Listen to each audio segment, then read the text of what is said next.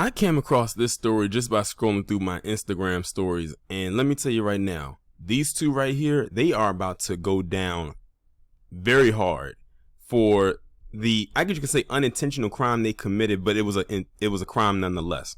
So in this picture, you see two people. On the right, on the left, you see a woman by the name of Joanna Johnson, and a man on the right, his name is Troy Noakes, and both of these individuals are out of New Jersey. And the reason why they are in jail right now is because he, or they, I should say, were running a drug lab. And in that drug lab was fentanyl. And they had his 12-year-old nephew cleaning up the lab, where a child shouldn't even be anyway.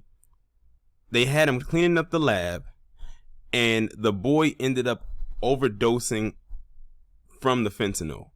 Not from going and like taking it himself, but basically because of what he was cleaning up, it got into his system and he ended up dying from it. So it was like an unintentional overdose, but at the end of the day, a casualty did occur. A man and woman from New Jersey were arrested after the boy's nephew was found to have overdosed on fentanyl earlier this year, announced the Camden County Prosecutor's Office. Troy Noakes, age 35, and Joanna Johnson were arrested by U.S. Marshals Monday and taken to the Camden County Correctional Facility. According to the prosecutors, the boy died on February 1st after he was found unconscious on his school bus 8 days earlier. The child was ordered by Noakes to clean paraphernalia that contained fentanyl days before he passed out on the bus. Noakes allegedly ran a fentanyl lab at the boy's home. Witnesses told investigators that the child was not wearing gloves as he cleaned the tainted items in the drug lab. Fentanyl, a synthetic opioid that is 80 to 100 times stronger than morphine, can be absorbed through the skin and be lethal in very small doses. It makes you wonder how much did he absorb, because they said he didn't have on gloves, which means he was physically touching this stuff. And that was easy access right there. Noakes was charged with first-degree aggravated manslaughter, first-degree strict liability drug-induced death, first-degree maintaining a CDS production facility, second-degree employing a juvenile in a drug distribution scheme, 6 counts of third-degree endangering the welfare of a child, 6 counts of third-degree witness tampering, 1 count of fourth-degree tampering with evidence, 2 counts of third-degree hindering apprehension, 2 counts of third-degree aggravated assault, along with 7 other related charges. Look, that whole part right there was almost a paragraph in itself, all the charges that he has against him. And ask me how I feel. You had your nephew down there, a 12-year-old, cleaning up your drug lab when he wasn't supposed to be down there, number one. And 2, he wasn't wearing gloves. He was physically touching this stuff, and it got into his skin just on that kind of contact. That just shows you how powerful this drug is. And it makes you wonder how much got into his skin and that got into his system. Johnson was charged with tampering with evidence and hindering apprehension of Noakes. Man, listen, I feel absolutely nothing for these two knuckleheads. Throw them in a cell. I would say throw them in a cell together, but I realize she has like the least amount of charges. That doesn't mean she shouldn't get any jail time, but because at the end of the day, she was right there with him. There's blood on both of their hands.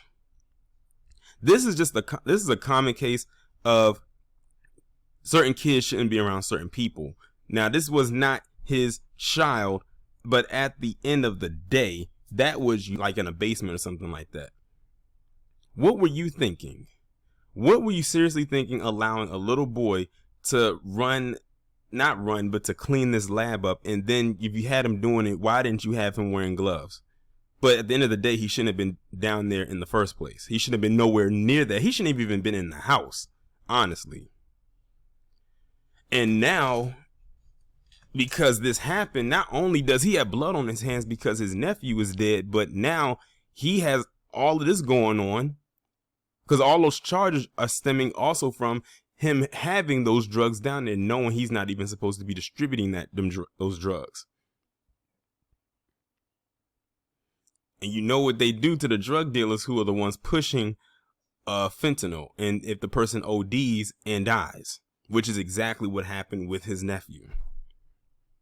This guy's going to end up in jail for a very long time. Ask me how I feel. And she should be right there right along with him.